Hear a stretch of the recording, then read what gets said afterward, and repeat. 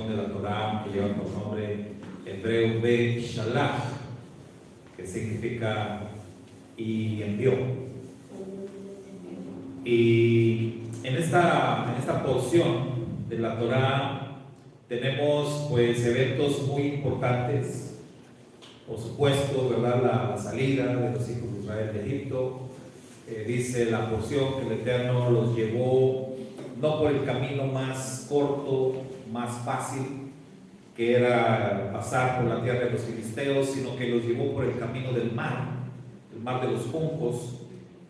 Ahí el pueblo de Israel se vio acorralado entre el mar y los ejércitos del faraón. Allí también ellos fueron testigos de uno de los más grandes milagros que se narran en las Escrituras, cuando el mar se abrió de una forma milagrosa para que ellos pudieran atravesar el mar por tierra seca. Allí también la presencia divina se manifestó interponiéndose entre los hijos de Israel y el ejército del faraón.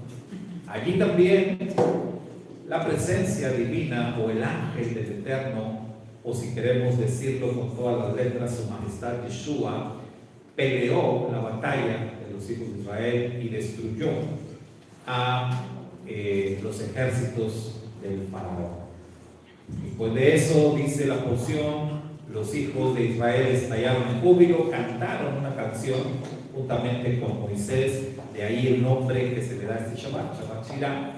Ellos cantaron una canción maravillosa, se gozaron en el Eterno y después se pusieron en marcha. Ya se alejaron de allí del mar de juncos, y nos dice la porción que 3 días después ellos tuvieron necesidad de agua. O sea, ya no tenían agua y tenían 3 días sin tomar agua. ¿Alguna vez ustedes han durado 3 días sin tomar agua? A lo mejor 3 días sin comer, ¿verdad? Es más fácil aguantar sin comer 3 días. Quizás a algunos les ha tocado estar en el hospital internados y que te dejan sin comer de plano. Pero pues con el suelo, ¿no? Y ahí aguantas. Es decir, que el cuerpo puede aguantar mucho sin comer, pero sin líquido.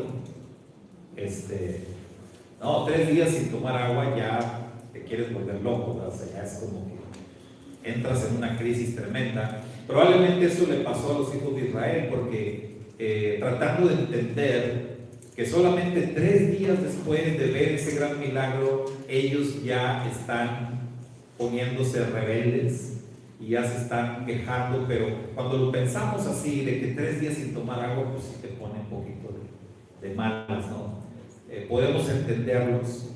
Y todo lo que encontraron, además de eso, fue un lugar que la Torah llama Mara, que ahí había agua, pero el agua era amarga. O sea, no era agua bebible, no era agua buena. Sin embargo, hay otro milagro ahí de parte del Eterno. ¿Se acuerdan cómo se endulzaron las aguas de Mara? ¿Cómo fue que se volvieron dulces esas aguas? Con un árbol, ¿verdad? Moisés tomó por ahí de un árbol y lo introdujo, y con ese árbol, que pues el judaísmo dice que representa la Torá, ¿verdad? Ese árbol, los que creemos en Yeshua, pues metemos la figura de Yeshua y decimos que el árbol representa a Yeshua, el madero donde él habría de ser sacrificado. Y el caso es que las aguas de Mara se volvieron dulces y buenas para beber, y se solucionó el problema. Pero la situación no paró allí. La porción nos sigue diciendo que después se presentaría otra situación, que era: pues ahora tenemos hambre, ¿verdad? Es que ahora queremos comer, y viene en esta porción, aparece por primera vez el maná, ¿verdad? El pan que desciende del cielo.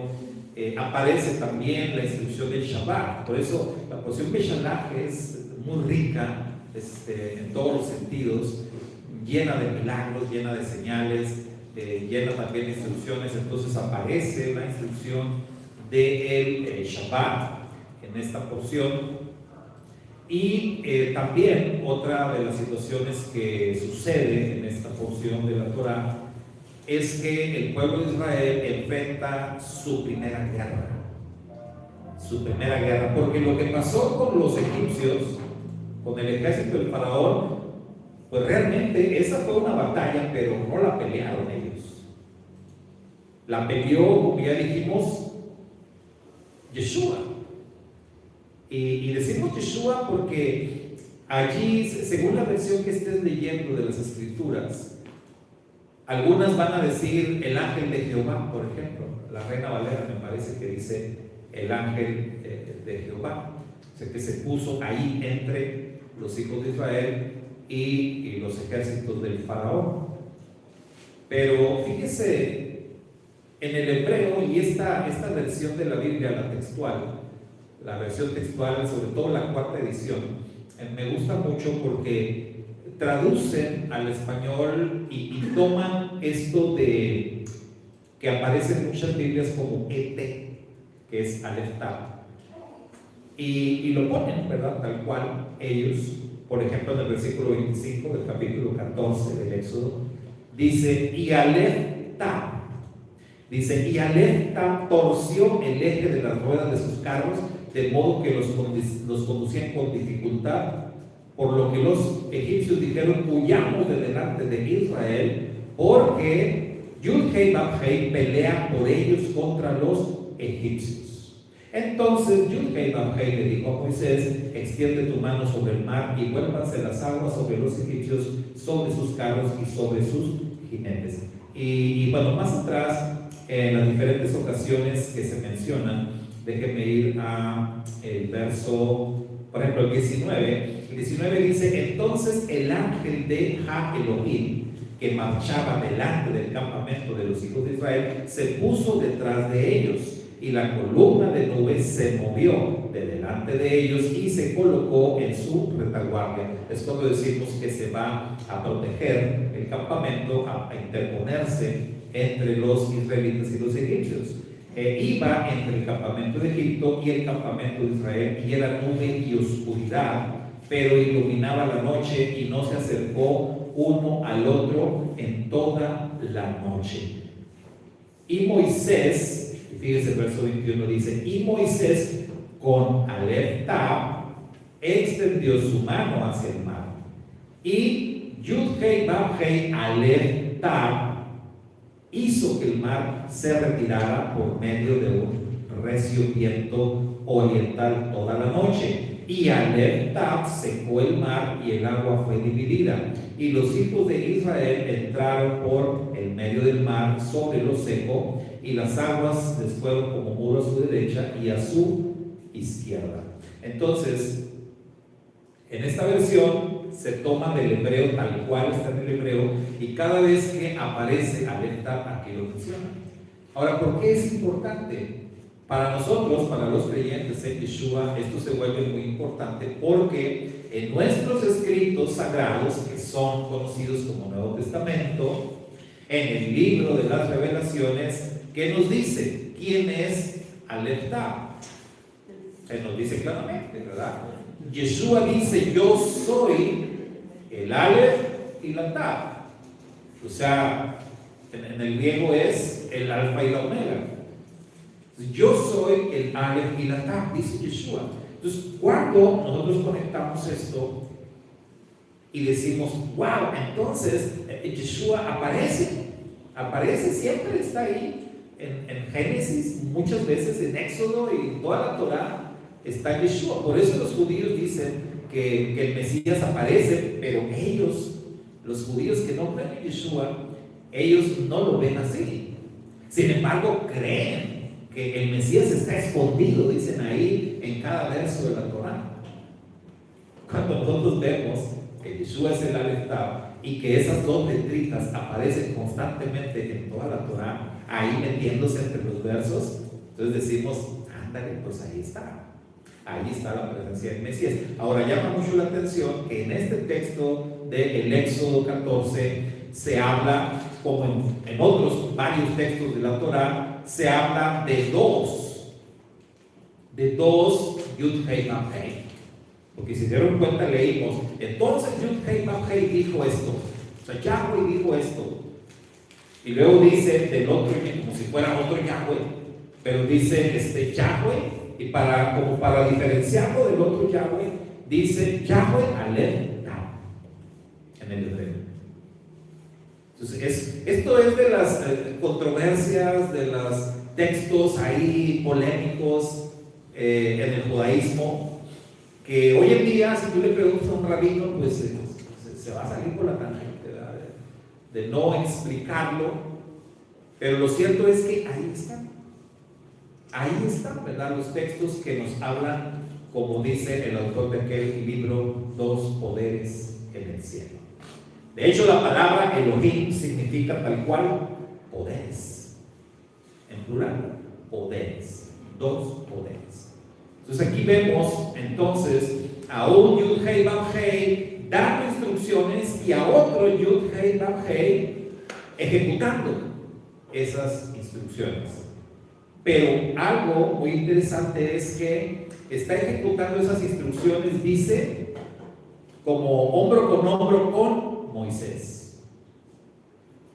Entonces, el resultado de esto, dice el verso 31 del mismo capítulo 14 del libro del Éxodo, y vio Israel el gran poder que Yud Hei Vav Hei había ejercido contra los egipcios, y temió el pueblo a Yud Hei Vav Hei Aleph Tav, y creyeron a Elohim y a Moisés su siervo. Fíjense, hermanos, este texto está tremendo, ¿no? Está lleno de profundidad este verso 31, sobre todo así como lo traduce esta versión de las Escrituras. De entrada nos dice que el pueblo de Israel vio el gran poder que Yahweh había ejercido contra los egipcios. ¿De cuál Yahweh está hablando ahí? Dice, el gran poder que Yahweh había ejercido contra los egipcios. Entonces la palabra dice el que ejerció, como el que ejecutó. Y temió, dice, el pueblo tuvo temor a Yud Hei Vav Hei, a Yahweh Aleph Tav. Aquí sí pone Aleph Tav. Y luego dice, y creyeron a Elohim. Cuando dice Elohim, y creyeron a los poderes. Recuerden que la palabra Elohim está en plural. Y creyeron a Elohim y a Moisés, su siervo. Entonces vemos que está actuando aquí en este capítulo, vemos que está actuando esta dualidad de poderes de la que nos habla la Escritura desde un principio. Desde el primer verso en Génesis que habla de la creación, vemos esa dualidad de poderes obrando en la creación, creando al hombre y después obrando a favor del hombre. Y lo vemos acá obrando a favor de los hijos de Israel. Pero lo que queremos destacar el día de hoy es el resultado de esto. Porque el resultado fue y creyeron. Dice, los hijos de Israel creyeron. Esta palabra de creyeron la podemos entender también como y tuvieron fe. Y tuvieron fe. Hoy vamos a hablar mucho de la fe. Más adelante, ¿verdad? En la clase, nuestra clase de los 10 caminos, vamos a hablar de la fe. Entonces, creyeron, tuvieron fe en Dios, en Elohim, y en Moisés, su siervo. Y de ahí tomamos entonces este tema del que les quiero hablar hoy, de fe en el cielo y fe en la tierra. Porque realmente las personas necesitamos siempre esa dualidad. Necesitamos tener fe en el cielo, pero también necesitamos tener fe en la tierra. En otras palabras, necesitamos ciertamente tener ese vínculo con el mundo espiritual, y para nosotros tener el vínculo con el mundo espiritual se requiere fe, porque el mundo espiritual pues no lo podemos ver, está invisible para nosotros. Cuando tú elevas una plegaria a Dios, necesitas tener la fe de que Dios te está escuchando, porque no lo ves, no lo escuchas, no oyes que Él te responda, y entonces requieres de tener fe para conectarte al mundo espiritual. Y cuando tú verdaderamente tienes fe, entonces con esa fe lo que sucede es que al introducirte en el mundo espiritual, para ti se vuelve palpable, y de alguna manera te conectas y puedes sentir en el mundo físico, puedes también sentir esa fe. ¿Cómo? Pues a través de las personas. Yeshua dijo, hablando de la oración, dijo: cuando 2 o 3 se pongan de acuerdo en algo que quieran pedir, en mi nombre, se puestos de acuerdo. Ahora, ¿por qué Yeshua diría que necesitamos ponernos de acuerdo? 2 o más.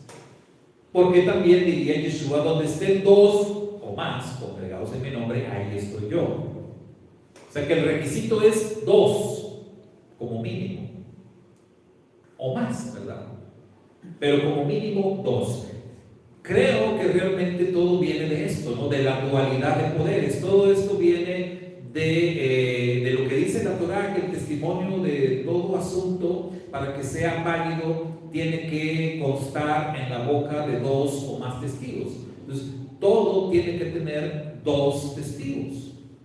Entonces, el Eterno se presenta ante nosotros, por más que se diga y exaltamos siempre la unicidad de Dios, pero Dios se presenta ante nosotros como una dualidad. Esa es la realidad.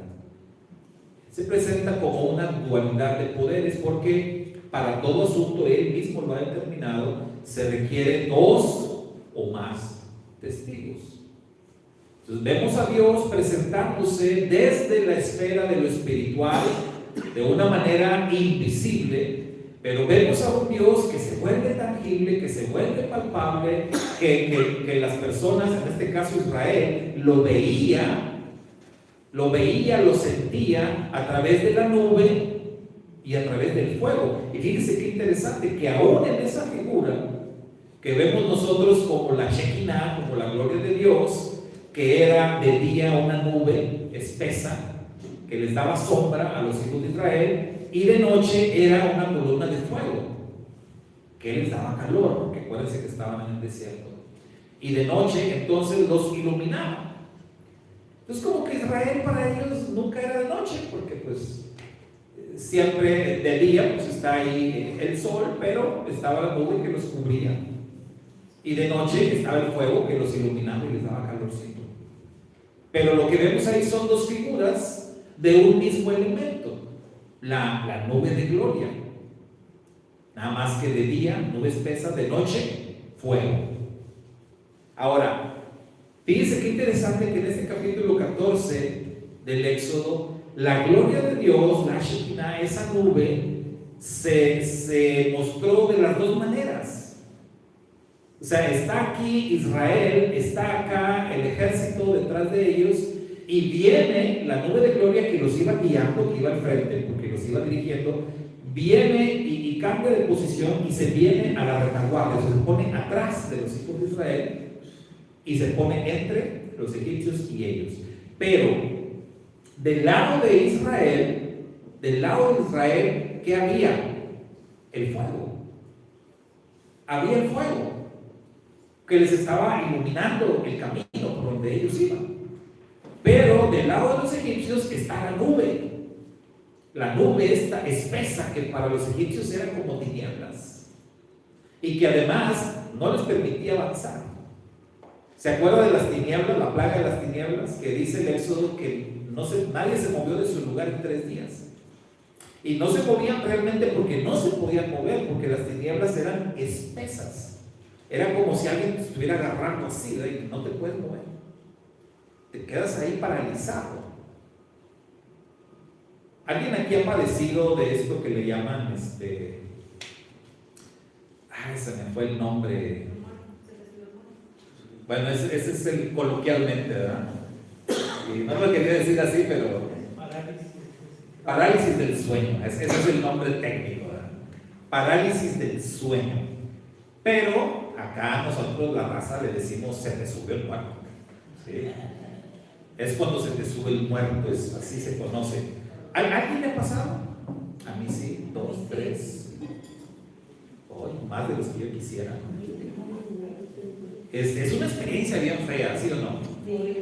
Bien fea esa experiencia de que te paralices. Bueno, eso es lo que pasa. Te quedas paralizado. No estás dormido. No estás dormido. Hay personas que están confundidas y dicen, es que no sé si estaba dormido o despierto. No, estás despierto. Estás despierto, pero no te puedes mover. Estás respirando, pero estás paralizado. No puedes hablar. No puedes parar. ¿Quieres tú? Estás así totalmente paralizado. A mí cuando me pasó eso, y yo además escuchaba voces. No sé ustedes, pero yo además escuchaba voces. Y esas voces me insultaban, me decían tantas cosas tan terribles.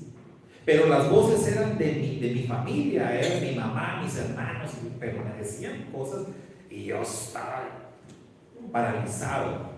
Yo dormía en ese tiempo en una litera, en la cama de arriba. Y yo me quería rodar, que me fuera a caer, pero ya, no sé cuánto tiempo pasó, pero fue una experiencia muy terrible. Entonces, eso de la parálisis del sueño es algo que se puede comparar con el efecto de las tinieblas, la plaga de las tinieblas, que paralizó a la gente en Egipto. Ahora, esta nube de gloria del lado del ejército, lo que hizo fue paralizarlos. Los paralizó. Pero lo que vemos ahí es que pues yo creo, la única vez que la nube está haciendo la doble función. Porque normalmente era de día nube, de noche fuego, pero aquí estaba haciendo las dos funciones, para un lado y para el otro. Para el lado de Israel el fuego, para el lado de los egipcios la nube espesa, es decir, las tinieblas, las sombras, que no les permitieron a los soldados del faraón avanzar. Ellos querían, pero no podían moverse. Y llegado el momento, pues dice ahí, Alepta todavía les atoró las ruedas de los carros. De manera que cuando Moisés recibe la orden de levantar la vara para que las aguas regresen, obviamente el ejército de Faraón iba a querer salir corriendo. Pero dice ahí, Alepta les atoró los carros y nomás no pudieron. Las aguas les cayeron encima. El fin de la historia del ejército del faraón. Entonces vemos la dualidad de poderes trabajando allí en todo momento. Y otra vez el resultado fue que los hijos de Israel tuvieron fe. ¿En quién? En Dios y en Moisés, su siervo. Es decir, que los hijos de Israel nace en ellos también una dualidad de fe. Una doble fe, fe en el cielo y fe también en la tierra. Porque siempre vamos a necesitar, mis hermanos, esa dualidad. Ahora, vemos que siempre el resultado después de un gran milagro, el resultado va a ser la fe. Siempre. ¿Se acuerdan? Esa frase muy parecida la encontramos en el Nuevo Testamento, en Juan capítulo 2, cuando dice la experiencia de las bodas de Caná. ¿Se acuerdan lo que pasó en Caná? Y Yeshua, se acabó el vino, viene Miriam, se acabó el vino, ¿yo qué? Y Yeshua da instrucciones, y entonces llenan las tinajas de agua, y luego las mandan a servir, y sin que nadie se diera cuenta, el agua se convirtió en vino, y vino de la mejor calidad. Pero los discípulos, dice Juan capítulo 2, los discípulos sí se dieron cuenta. sí se dieron cuenta de lo que pasó, del milagro, porque muy probablemente hasta los discípulos ayudaron a llenar las tinajas de agua. Entonces ellos sabían, es que le echamos agua. ¿Cómo es que ahora están sirviendo vino de allí? Entonces ellos sí se dieron cuenta, y dice Juan capítulo 2 que como resultado de ese milagro, los discípulos, ¿qué creen? Tuvieron fe. Tuvieron fe. Los discípulos creyeron en Yeshua. Probablemente, ahora, podríamos preguntarnos, ¿qué no creían ya?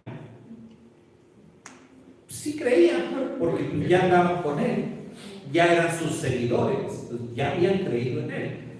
Y nos preguntamos, entonces, ¿por qué el texto dice, y los discípulos creyeron en él?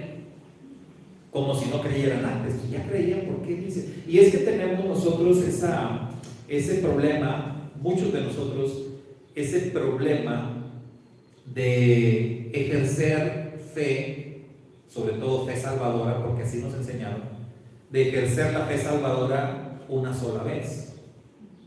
Es decir, aprendimos que tú vas a conocer a tu Salvador por una única vez en tu vida. O sea, no tienes que estarlo conociendo a cada rato o recibiéndole a cada rato. Yo al menos así fui enseñando, así aprendí, y entonces pues me daba a mí, así como me daba cosa, ¿no?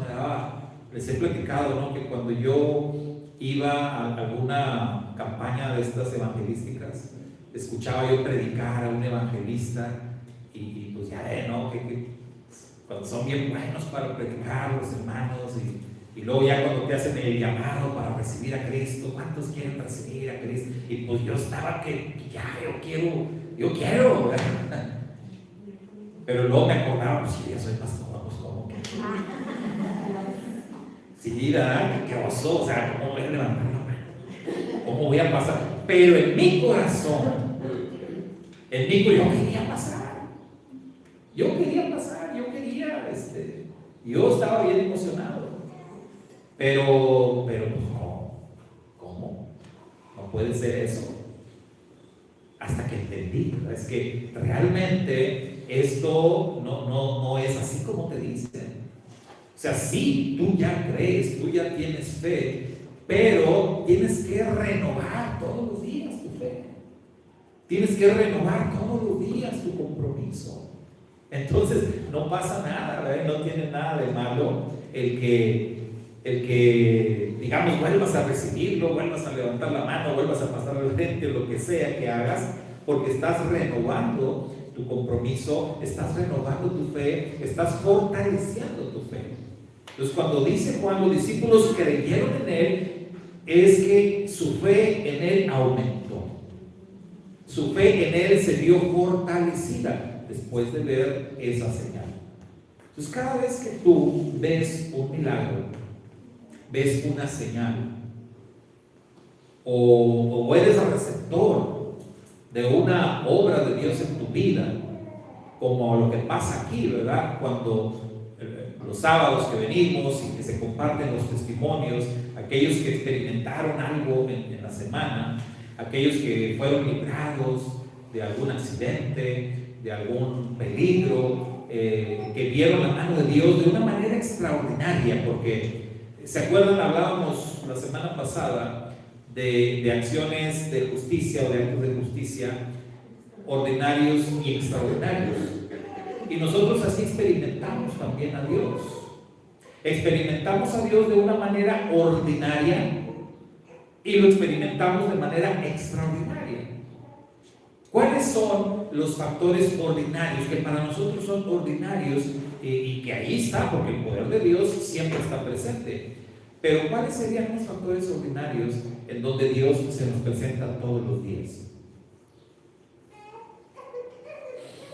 Miren qué hago. Respiro. Es una maravilla, hermano. Es una maravilla poder respirar. De verdad. ¿Sí, hermano? Sí, porque la fe, no solo cada día, sino cada hora, pero no la década, cada vez que cumplimos años, como indica el Señor.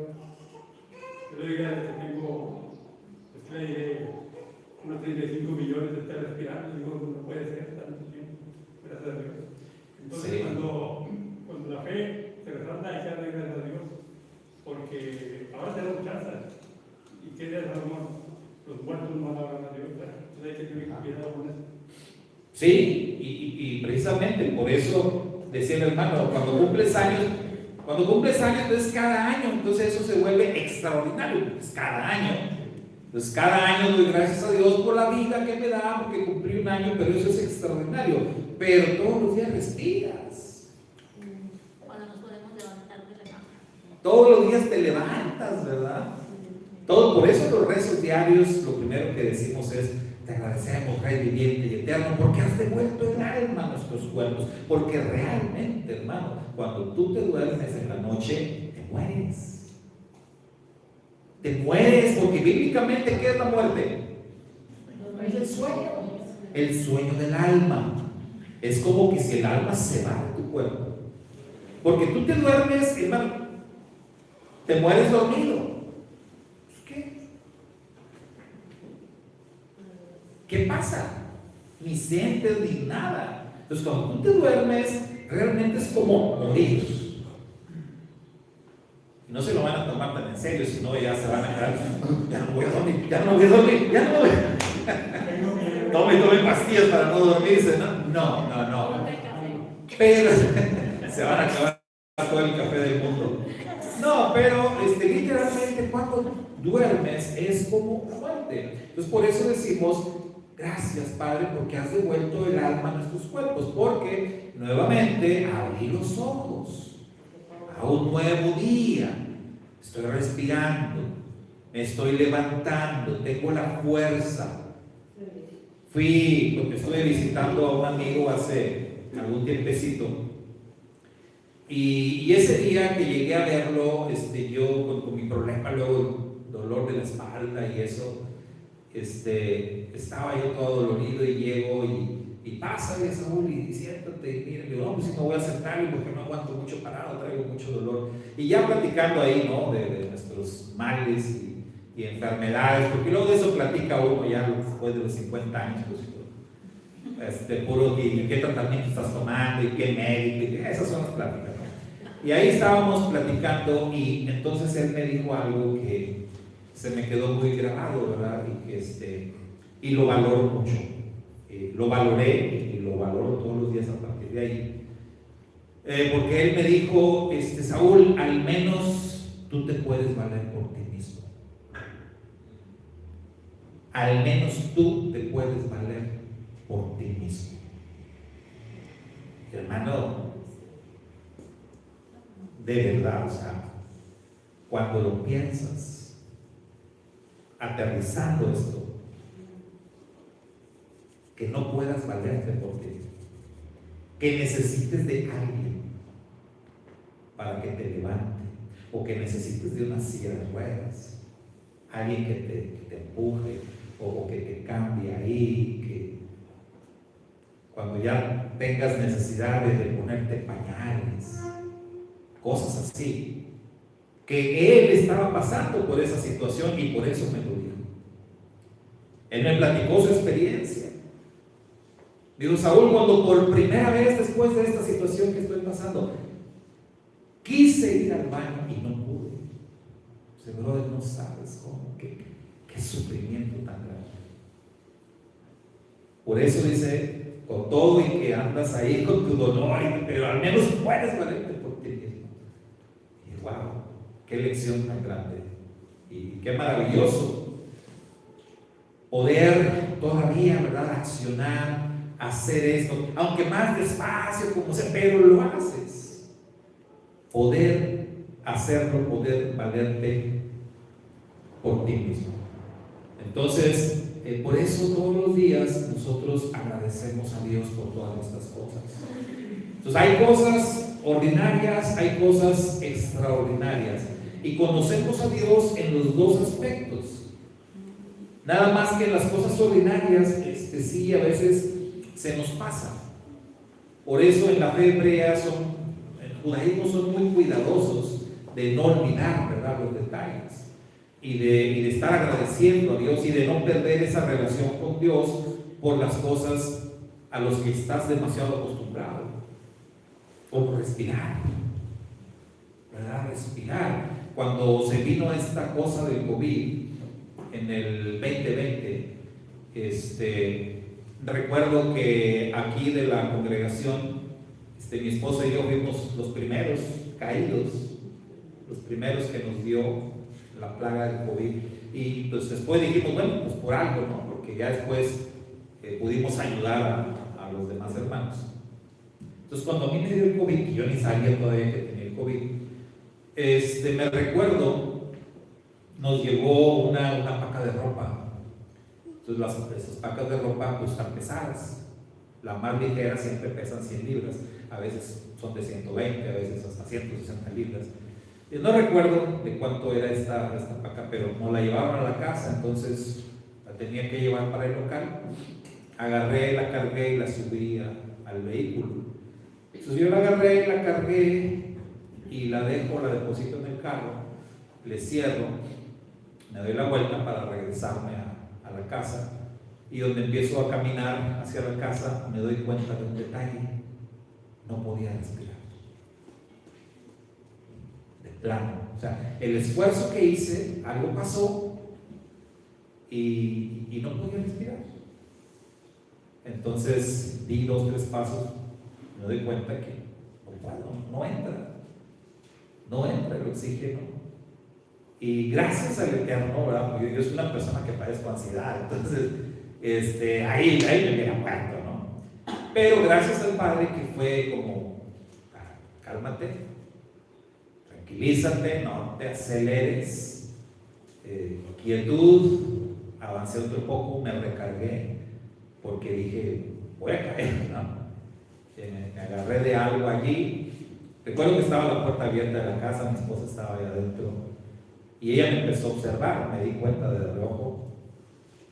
Y después ella me dijo, no, pues ni te quise decir nada, pero me di cuenta de si algo te pasaba, pero dije. Ella nada más se quedó así, y yo ahí, no sé cuánto tiempo pasó, hermano, para mí se me hizo eterno, y no entraba, y ahí estoy. Y yo creo que ya cada vez me iba como que a derrumbar, hasta que ya por fin entró el aire. Ya para eso mi corazón estaba a todo.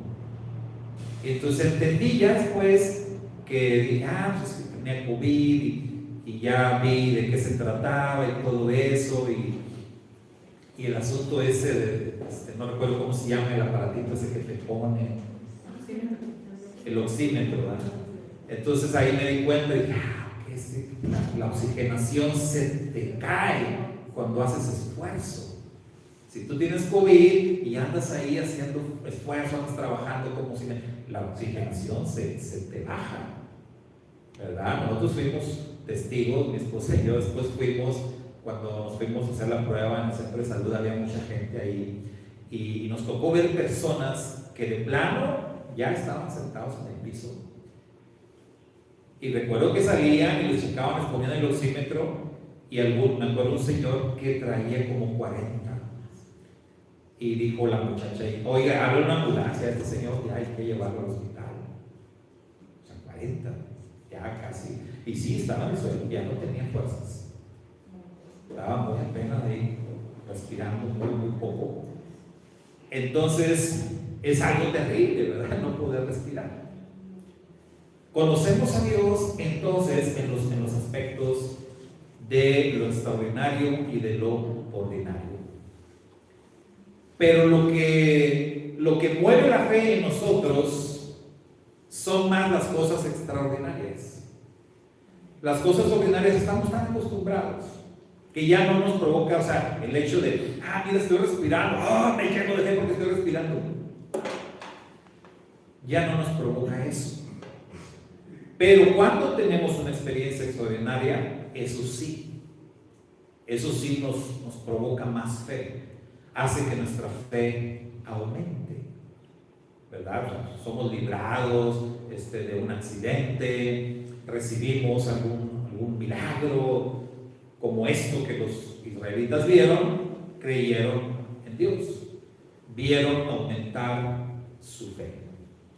Entonces, son siempre los grandes actos de poder de Dios en nuestra vida lo que van a hacer que nuestra fe aumente. Pero volvemos al punto de fe en el cielo y fe en la tierra. Entonces, ellos tenían que creer en Dios, pero tenían que creer también en Moisés, dice aquí. En Moisés, el siervo de Dios. ¿Por qué tenían que creer en Moisés? Vemos aquí que cuando Yud-Heh-Vav-Heh-Aleph hizo lo que hizo, dice que lo hizo como al lado de Moisés. Como que los israelitas vieran que Moisés era el que estaba allí. Y luego pasa eso, ¿no? Cuando Moisés golpea la roca y sale agua de la roca, ¿quién es el que está haciendo que salga el agua de la roca?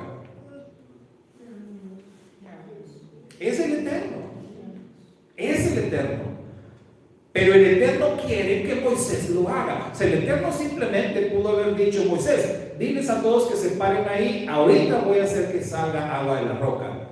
Y el Eterno, pues no sé, chasqueando los dedos o dándole él mismo la orden de la roca, y la roca va a hacer que salga. Vaya, Moisés el Eterno no necesitaba a Moisés. No lo necesitaba para eso. Tampoco lo necesitaba para que fuera Moisés allá delante del faraón. Sin embargo, el Eterno siempre quiere tener estos elementos, porque el Eterno sabe que nosotros necesitamos fe en la tierra, que nosotros necesitamos ver al Padre, sentir. Entonces el Eterno pone a Moisés como ese elemento en ese momento, y por eso decimos que Moisés es un tipo de Yeshua, porque Moisés en ese momento es como la cara de Dios, como el representante de Dios. Entonces Moisés golpea la roca y entonces tú dices: Moisés hizo salir agua de la roca. Pues sí, porque fue Moisés el que golpeó. Moisés es el que levanta la vara y ocurren los milagros. Moisés levantó la vara y el mar se abrió. Moisés levantó la vara y el mar regresó otra vez. En las plagas, pues Moisés levantaba su vara. Siempre Moisés está presentándose como el brazo ejecutor.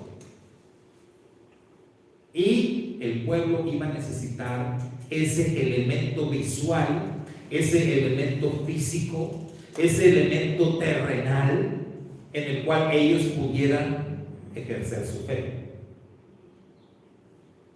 Decía hace rato nuestra hermana Feli el testimonio que daba de su hermana, o la necesidad de su hermana, y escuché que decía que su hermana no se quiere operar, ¿verdad? Así dijo. No sé cuál clase de fe ejerza su hermana, pero sabe que hay personas que se niegan rotundamente a atenderse. Hay personas que, debido a la fe que dicen tener, no quieren atenderse. Yo les platiqué el testimonio de aquel hermano predicador muy conocido aquí en la región, que finalmente él falleció porque nunca se quiso atender. Nunca se quiso atender. Y él decía: hermano, pues que ¿cómo crees que yo voy a ir a un hospital? Imagínate que me llegue a ver la gente porque él tenía programa de televisión y todo. Imagínate que me llegue a ver la gente a la que yo le predico entrando a un hospital y van a decir: pues todos hermanos, ¿dónde está su fe? Él era de ese tipo de personas, ¿verdad? Que decía: no, es que a mí Dios me va a sanar, y Dios me va a sanar, y de ahí no lo sacaba, ¿no? Y no tomaba pastillas, y no tomaba eso, y no tomaba nada, porque pues Dios me va a sanar. Entonces se le olvidaba que el Señor le enseña diferentes tipos o métodos de sanidad, ¿verdad? En las Escrituras. Entonces él finalmente murió, y finalmente porque ya lo tuvieron que llevar, ya iba casi en shock cuando lo llevaron al hospital. Pero todavía cuando lo llevaron al hospital, todavía él decía: métame por la puerta de atrás, decía. Métame por la puerta de atrás. Y bueno, tristemente falleció. Entonces, necesitamos los dos elementos. Sí, la fe en lo celestial. Sí, la fe en el cielo, la fe en lo espiritual, pero la fe tiene que aterrizar en el plano de lo físico. La fe tiene que estar puesta también en la tierra. Cuando yo entro a una cirugía, entro totalmente confiado en Dios, en mi Creador, en mi Señor. Pero a mí me da muchísima confianza el cirujano que me va a operar. O sea, mi primera experiencia en un quirófano fue terrorífica, porque casi me morí. Al grado que yo no quería volver a pisar un quirófano. Yo me traumé, o sea, sí tenía un trauma muy fuerte, porque fue una experiencia muy fea.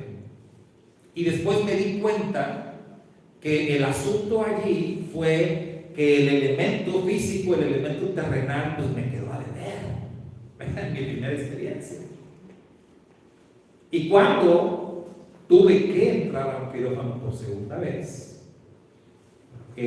con mucho miedo, con mucho terror, al final todo eso se disipó porque el elemento terrenal, y vean que la segunda cirugía ya siendo pastor, pero el elemento terrenal me dio mucha confianza, es decir, los médicos, el ambiente, el hospital, la musiquita, el médico bromeando conmigo, muchachote, que el otro. Entonces fue bien relajado, de tal manera que después dije, no pasa nada. Y cuando tuve que entrar por tercera vez, ya bien relajado, hasta estuve hasta bromeando ahí con los médicos y todo, porque necesitas los dos elementos. Tú puedes tener toda la fe en el Creador del universo, pero necesitas, hermano, el elemento físico. Necesitas confiar también en las personas, tener a alguien allí. Dios puso a Moisés al frente del pueblo de Israel para que fuera ese elemento físico. Ahora, dijimos, Dios peleó la batalla contra los egipcios, pero luego, inmediatamente, en esta misma porción de Shalach, viene otra batalla, la batalla contra Amalek. Y en este caso no vino Alefta, no vino a pelear la batalla. Aquí Israel tuvo que pelear. ¿Estaba la presencia de Dios ahí? Sí estaba, pero estaba invisible. Ahí sí, ellos no vieron y no andaba la nube ahí destruyendo a los amalecitos, no. Una batalla totalmente de los hijos de Israel, con Yehoshua, Josué, al frente del ejército peleando la batalla. Sin embargo, el elemento celestial se hizo presente en la manera en que Moisés estaba ya levantando los brazos al cielo y clamando. Y a tal punto que dice la Torah, cada que Moisés levantaba los brazos, Josué prevalecía, los hijos de Israel prevalecían, ganaban la batalla. Pero si Moisés bajaba los brazos, entonces los amalecitas ganaban. Y Moisés ya no podía, porque, a ver, quédense un rato con los brazos levantados, se cansa uno. Es bien cansado. Y ya me cansé. Entonces, tuvieron que venir Aarón y Hur a sostenerlo. Otra vez el elemento de 2 o 3. 2 o 3. En este caso, 3 allí, fortaleciendo, haciendo el trabajo de la fe en el cielo, y el otro peleando la batalla en la tierra, y de esa manera derrotaron a los amalecitas. Siempre, entonces, mis hermanos, vamos a requerir de esto. Recordemos, tener fe en Dios es lo más grande, es lo más maravilloso, es lo más fundamental. Pero tener personas, contar con personas en quienes confiar, eso también es absolutamente necesario. Siempre.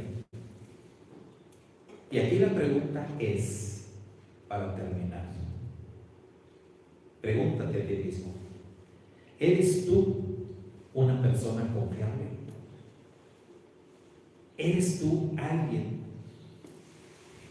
en quien se puede confiar? ¿Eres tú alguien en quien se puede tener fe? Porque Yeshua dijo, cuando regrese el Hijo del Hombre, hallará fe en la tierra.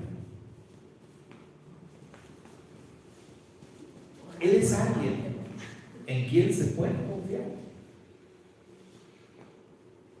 Y tiene que ser una clase de fe. Ahorita tenemos varios bebés acá. Bueno, hoy nada más vino Isaac, ¿verdad? ¿Dónde está Isaac? Levanta la mano, Isaac. Cuando tienes un bebé, el bebé depende completamente de ti. Completamente de ti. De mamá y papá. Tú lo vas a alimentar. Tú lo vas a vestir. Tú lo vas a proteger. Tú vas a estar atento a sus necesidades. Tú eres ahí, el soporte. En otras palabras, tú eres Dios para ese bebé. Porque Él depende completamente de ti. Sin ti, se muere. Y Dios está ahí. Y Dios sigue siendo Dios. Pero el bebé te necesita a ti. Necesita el elemento físico, necesita la fe en la tierra. Por eso es que yo pregunto, ¿eres tú alguien en quien se puede confiar? ¿Eres esa clase de persona para otros, así como una madre lo es para su bebé? ¿Eres alguien en quien realmente se puede uno apoyar? Porque hoy que veamos la clase y hablemos de la fe, vamos a ver que la fe significa apoyo, apoyar, descansar plenamente en alguien. ¿Eres alguien así? Ahí se los dejo de tarea. Shabbat Shalom. Que sonrían, que Dios nos ama y nos ama mucho. Bendiciones, mis hermanos. Nos despedimos de los hermanos que nos han acompañado allá a la distancia.